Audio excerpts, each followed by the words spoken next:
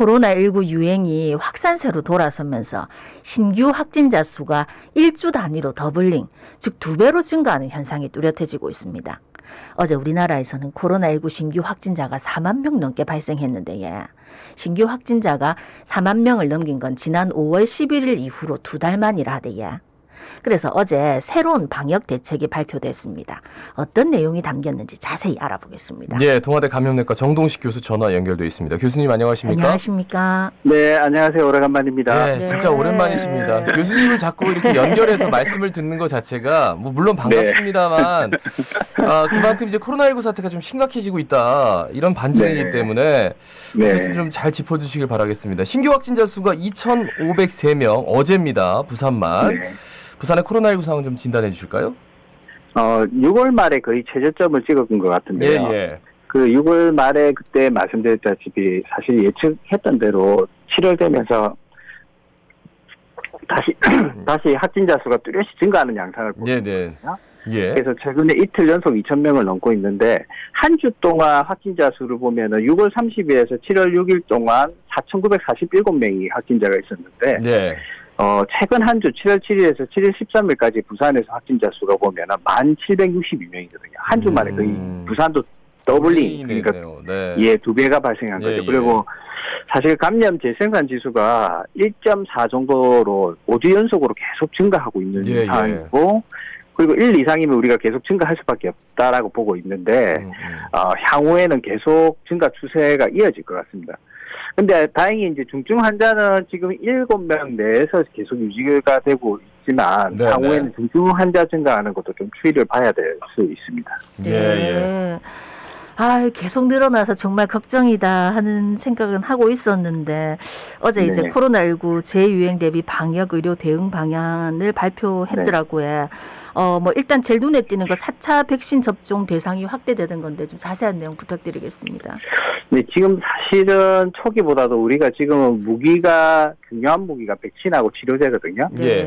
그래서 그 중에 이제 백신 부분에 있어서 이제 4차 백신 접종 대상이 이제 변화는 60세 이상 연령을 50세로 낮췄고요. 그리고 18세 이상에서 면역 저하나 기저질환이 있는 분들과 그리고 감염 취약시설 입소자들에 대해서 4차 접종을 권고하는 것으로 확대 발표가 됐는데요. 이거는 왜 그러냐면 우리가 이제 3차 접종하고 나면 3, 4개월이 지나면은 우리 입원 예방 효과가 떨어진다는 연구 결과가 있거든요. 그러니까 우리가 입원 예방 효과라는 거는 그러니까 중증 예방 효과가 떨어진다는 거예요. 그래서 그런 연구를 바탕으로 해서 아마 이렇게 4차 접종을 권고를 했기 때문에 특히 이제 60세 이상인 분들, 특히 이제 7, 80세 이상인 경우는 우리 중증이나 사망의 고위험군이시거든요.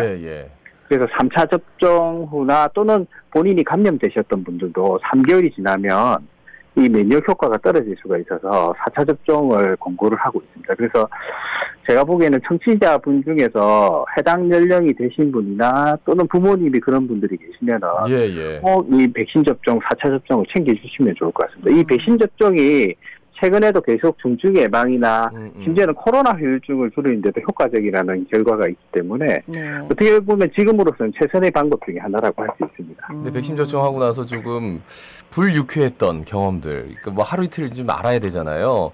그런 것도 있지만 우리가 1차, 2차, 3차 접종을 굉장히 올해 초에 다 했거든요. 얼마 안 됐어요. 그런데 벌써 4차를 또 맞아도 되나? 그러니까 이제 결국 이제 면역 체계가 한번 알았다 낫는 거잖아요.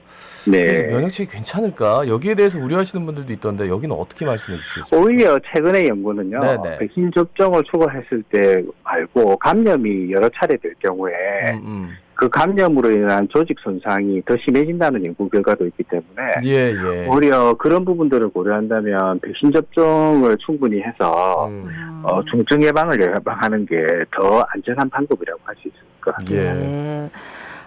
혹시나 뭐 이제 예방 접종하고 뭐가 좀 안 좋을까 봐 걱정하시는 분들도 많고 해서 그런지 앞으로 코로나19 예방 접종 피해 보상 지원센터를 운영한다 하던데 이건 어떤 일을 하는 데입니까?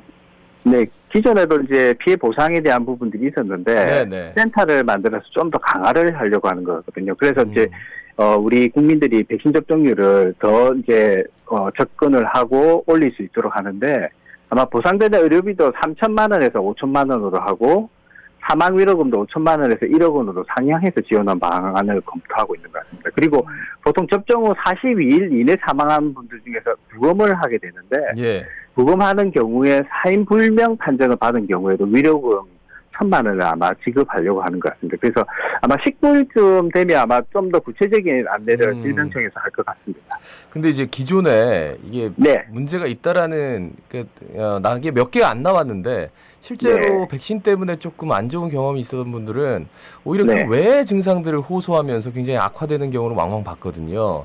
그러니까 네. 그런 것까지 이제 보상할 수 있는 길이 열리려면 어쨌든 데이터가 있어야 되는데 현재는 네. 좀 데이터가 부족해서 그런 면들은 백신에 대해 그 조사하는 부분이 쉽지는 않습니다. 근데 그렇죠. 외국 사례 미국이나 유럽하고 우리나라를 비교해보면 우리나라가 상당히 많은 보상이 이루어지고 있거든요. 물론 불평을 많이 하고 조금 만족을 못하는 분들도 네네. 많지만 실제적으로 보상이 이루어지는 걸 보면 우리나라 상당히 높게 많이 이루어지고 있습니다. 예, 일단 고강도 사회적 거리두기는 도입하지 않는다라고 네. 했단 말이죠. 이것도 좀 짚어주십시오.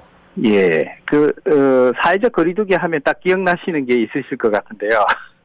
첫 번째가 이제 우리 다중이용시설 영업 시간을 제한하는 예. 거고, 그다음 우리가 5인 이상 모임을 금지한다든지 네네. 그런 방법들이 아주 강력한 사회적 거리두기 방법이었는데 사실 그렇죠. 오미크론 이전에는 사실 이 방법을 통해서 발생 억제를 한 효과를 볼 수는 있었는데 오미크론 이후에는 워낙 전파력이 높아서 네네. 그 지침에 비해서 효과가 많이 떨어지거든요. 네. 그런데다가 이제는 국민들이 좀 받아들이기에 너무 지쳐 있는 상황이고 이제 경제적 상황도 그렇게 좋지가 않기 때문에 네네. 이거를 사회적 거리두기를 제도화하는 것보다는 오히려 국민들이 조금 자발적인 참여를 유도하는 쪽으로 이렇게 할 것으로 보이고 있습니다. 지금은. 네. 예, 안 그래도 이제 자발적 거리두기를 정부에서 강조를 하던데 이제 걱정이 이렇게 하면 확진자가 더 폭증하는 게 아닐까 그런 걱정도 있는데 이 부분에 대해서는 어떤 설명해 주시겠습니까?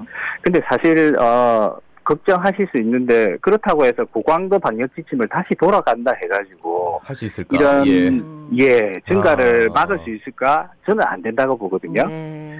물론 이제 그 최고점을 올라가는 부분을 어느 정도 줄이는 부분이 도움이 될 수 있는데 그런 부분은 어떻게 보면 각 개인이 이제는 당분간 재유행 기간에는 사적 모임이나 활동을 뭐 금지는 아니라도 최소화 좀 해준다면 도움이 될 것 같고 그리고 식당 카페나 이런 경우 다중이용 시설도 이제 조금 방역이 많이 느슨해져 있는데 예.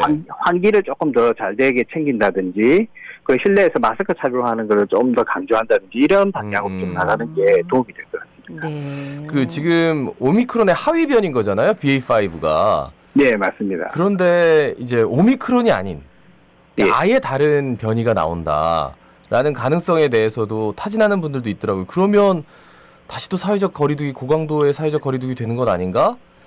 그리고 지금 이렇게 많이 퍼지면은 여기 퍼진 상태에서 또 변이가 일어나는 것 아닌가? 이런 우려. 교수님 어떻게 판단하세요?